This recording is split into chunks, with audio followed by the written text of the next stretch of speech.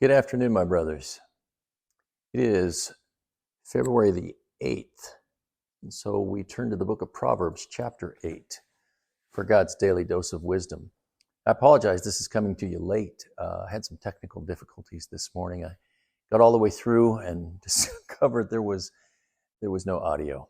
So I had to delete it, and unfortunately, I ran out of time, and this is the first opportunity I have. So we are going to go through Proverbs chapter 8, verses 1 through 14. We're going to go through it a little bit differently, but let's dive in. Chapter 8, verse 1. Does not wisdom call and understanding lift up her voice? Let's pause for a second. Why is he starting out with a question? Well, it's a rhetorical question. And oftentimes what we will find in the Bible is that the Lord will use questions in order to present truths.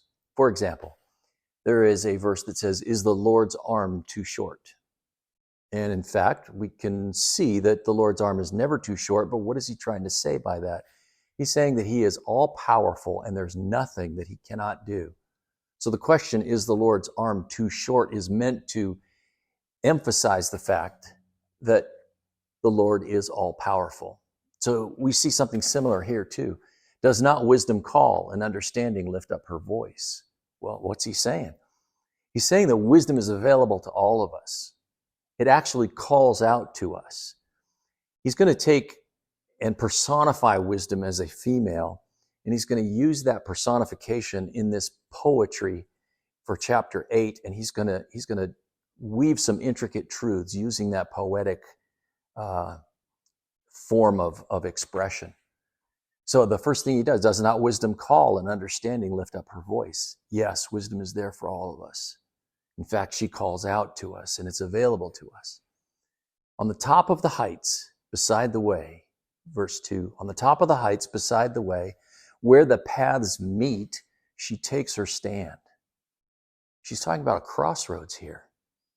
Where the paths meet is where the paths cross. And if you're at a crossroads right now, you need wisdom. Which path do I take? Which way do I go? He's talking about how wisdom is necessary when we're at a crossroads. Beside the gates, at the opening to the city, at the entrance of the doors, she cries out. Once again, he's talking about entering into a city here. The picture is entering into the gates of the city, but you're at the threshold of something new. You're at the threshold of entering in. And when you're at that threshold, oftentimes you need wisdom there as well. And so this poetic language that he's using is expressing all of these different locations and places where we need wisdom. Let's continue. She cries out, "To you, O men, I call, and my voice is to the sons of men. O naive ones, understand prudence. And, O fools, understand wisdom. Listen, for I will speak noble things, and the opening of my lips will reveal right things. For my mouth will utter truth, and wickedness is an abomination to my lips. All the utterances of my mouth are in righteousness. There's nothing crooked or perverted in them. They're all straightforward to him who understands, and right to those who find knowledge.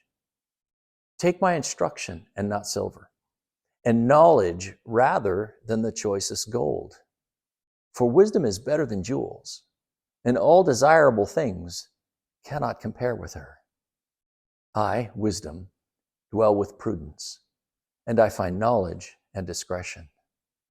The fear of the Lord is to hate evil. Pride and arrogance and the evil way and the perverted mouth I hate. Counsel is mine and sound wisdom. I am understanding. Power is mine."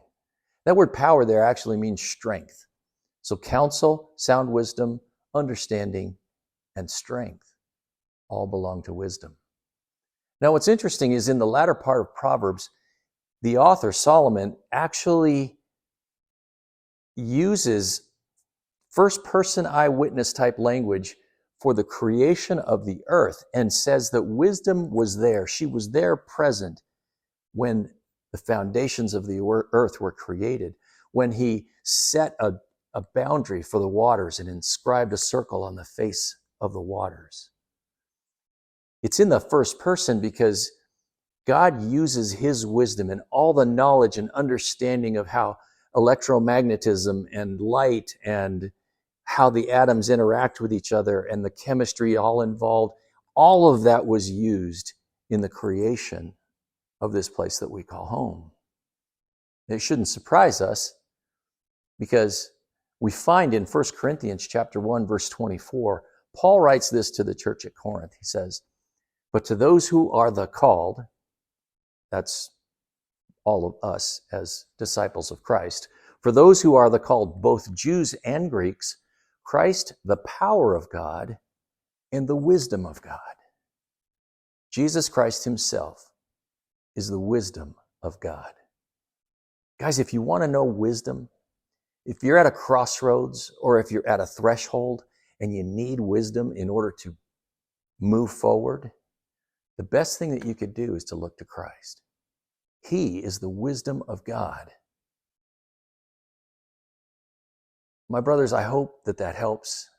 It's exciting for me to think that the wisdom that God has, the wisdom that stands in stark contrast to the foolishness and the wisdom of the world, which is not wisdom at all, is something that God used to create the universe itself, and he desires for us to know in our limited capacity the wisdom that he has for us. He imparts that wisdom to us so that we can glorify him and accomplish the calling that he has called us to do. That's exciting. My brothers, I love you. Love each and every one of you. I hope you go out and you make a difference in someone's life today. God bless you.